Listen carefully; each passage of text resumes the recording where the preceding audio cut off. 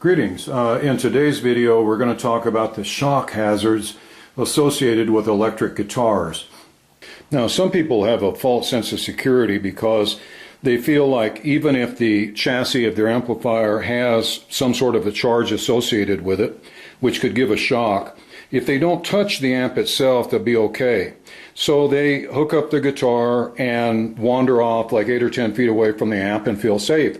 Well, what they don't realize is the guitar strings, the tailpiece, the bridge, all are connected directly to the chassis of the amplifier. Now I'm going to show you what I mean with this simple little analog ohm meter. I've got one probe connected over there to the chassis of the amplifier, and I will touch the other one here to the tailpiece, touch it to the strings, touch it to the bridge. As you can see, every time the needle jumps, that shows that there's continuity between them. So unless you're using some sort of wireless transmitter on your guitar, you're carrying whatever potential is on the chassis around with you in your guitar strings. Okay, now let's take a look at this simple diagram. I apologize for the crudeness of it. I got my guitar player over here with his Steve Stevens hairdo and his AC/DC t-shirt, which I guess is somewhat of a pun on today's subject. And using this diagram, I'm going to show you what the situation is with your guitar and amp. Now, over here, your amplifier is plugged into the wall. It can have a 3-wire plug, and the chassis then will be grounded. Or the chassis can be ungrounded. You use the 2-wire plug. In that case, either your chassis can have no charge at all, or it could actually have some alternating current or a direct current charge on it due to some malfunction within the amp, a leaky capacitor, a wire that's shorted, something like that. So if you do not have the 3-wire plug, there is a possibility that your chassis is, and we'll say, hot. In other words, there is voltage here present on the chassis of the amp. Now, if it is, it can come down the shield, and the shield is what's connected to your tailpiece, your bridge, which I didn't draw, and to your strings. Also your tuners, for that matter. The signal inside the shielded cable is what's going to go to your pickups. So let's say that your chassis has a 50-volt charge on it because of some malfunction within the amplifier. Okay, that means there's a 50-volt charge here on the strings. Now this is where things get interesting. What happens when Steve here grabs a hold of the guitar and grabs a hold of the strings? Okay, the answer is going to surprise you because the answer is probably nothing. If it's a dry day and Steve is wearing probably rubber-soled shoes, he's not standing on wet concrete, there's a carpet or a wood floor, there will be no reaction to the 50-volt charge in the strings.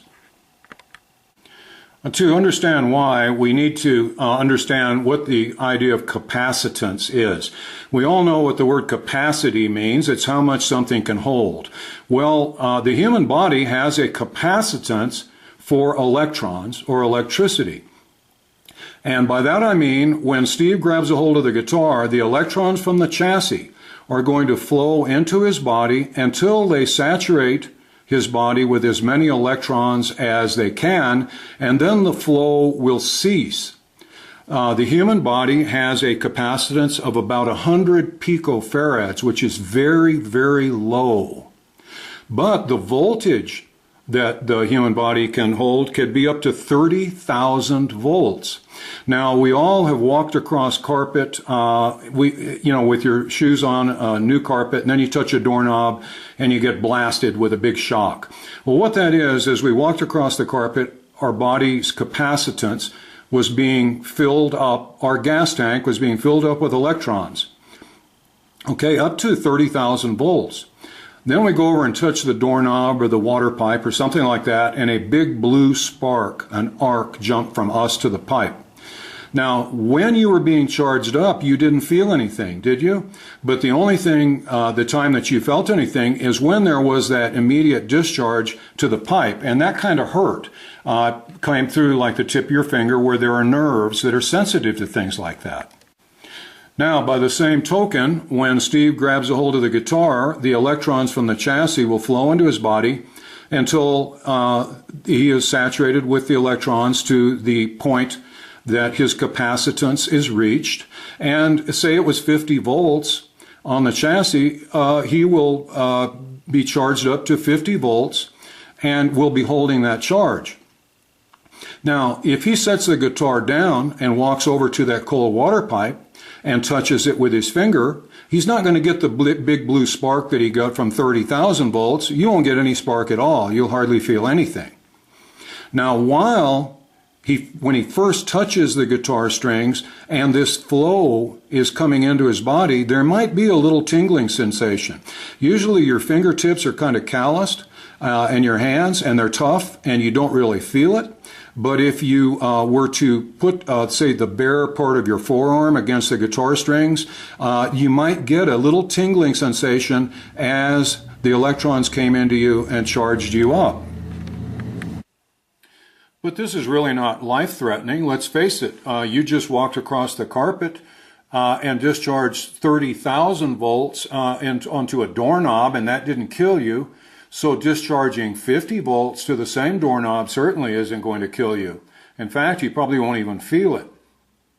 But what can kill you is if you or Steve are holding on to the guitar strings with a source of electricity coming to you, and at the same time you are grounded, so there is a place for that electricity to go, and you establish some sort of flow or current through your body.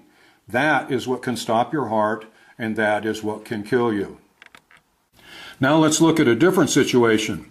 Here's the 50-volt chassis, and here's Steve, and Steve is grounded. He becomes a conduit then for electricity to run through his body. And the heart, among other organs, is very sensitive to an electric current that's running through it. We've all seen on ER and these other shows where the heart stops and they restart it with electricity. Well, guess what? It works the other way around. When your heart is pumping normally and you zap it with electricity, you can stop it. So if Steve is grounded and a current flows through him, it can stop his heart and it can be fatal. Now, since most of us, when we're playing the guitar, we're sitting on a stool, we're standing up in our den on carpet with shoes on, and we're just not grounded, okay? And if there is any potential here in the chassis, we're not aware of it, because that tiny little tingling sensation you might feel when you grab the strings for the first split second is not going to get your attention that much. Okay, so we want to be sure to avoid certain situations. Say you're in a garage band, literally, and you're barefoot and the cement's a little damp and you grab the guitar with 50 volts. It's probably sayonara, okay, because it will flow through you. You are grounded. Over here at this receptacle, the ground of this receptacle is the ground. It is this.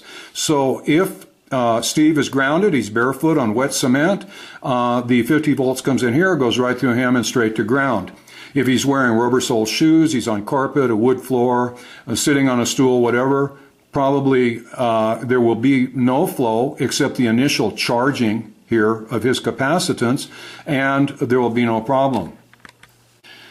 I think you've all heard of this. There's some famous musicians who have been seriously electrocuted at concerts when they're playing in the rain. It gets to be a real issue because with all the equipment that they have plugged into all different outlets, there is no telling what kind of potential they're being subjected to. And once the rain starts falling and they're on a metal bandstand of some sort, there is a closed circuit and the current flows through them, stops their hearts, and they're killed or seriously injured. Now let's look at the other possibility at the concert, or actually in your own garage or home. And that is with a microphone or microphone stand. I think this has probably shocked more people than anything else. You grab hold of your guitar, you go up to sing, you touch your lip to the microphone, and there's a big spark, and your lip is burned, and it hurts like heck. If your heart didn't stop, then you scream and yell, and if your heart did stop, everyone else screams and yells. Well, now why is that? Well, upstairs up here, the chassis didn't have a 3-wire plug, and it has a 50-volt charge on it. Down here, somebody thought of putting the 3-volt plug on the microphone amp, so it's grounded. And therefore, the shield that goes up to the microphone grounds the microphone. This is an absolute perfect ground. When Steve's lips get up here a little too close with 50 volts just looking for trouble, they arc across here, and if he makes a really good contact, gets up there and he's really tonguing the old microphone, there will be a dead short to ground, and it could prove fatal. This is why microphone stands represent such a threat. Now, I told you in the previous video, all you have to do is hook up a voltmeter between the chassis and a good reliable ground and see if there's any potential. You could do that with a microphone amp. You could do that with a guitar amp. But say you're out somewhere at somebody else's house, you just forgot to bring your voltmeter with you, and they've got a microphone and you have no idea what their electrical system's like. You've got your amp plugged in, you've got their microphone and their microphone amp, and you're scared to get really close up here for fear you're going to get zapped. All you do is this: take the guitar and touch the strings to the microphone stand and watch what happens. If there's a big blue arc, it looks like an arc welder just fired up, do not, under any circumstances, come up here and start singing into this microphone. Okay, so there's a real easy field test to see if there's a potential between your guitar and the microphone stand. So let's just review real quickly. Best thing you could do, put a 3-wire plug on your amp and plug it in and ground the chassis. If you don't do that, then hook up a voltmeter to the chassis to ground and test your amp to see if there's any leakage or any potential. Okay, barring that, and you decide you're just going to take your chances, plug it in with a 2-wire plug. God knows which way you plug it in. You got 50 volts on your strings.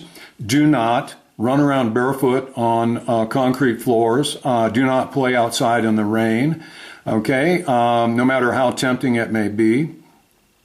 But keep your rubber sole shoes on. Stay on carpet or wood floor. Don't be grabbing a hold of any cold water pipes or anything like that.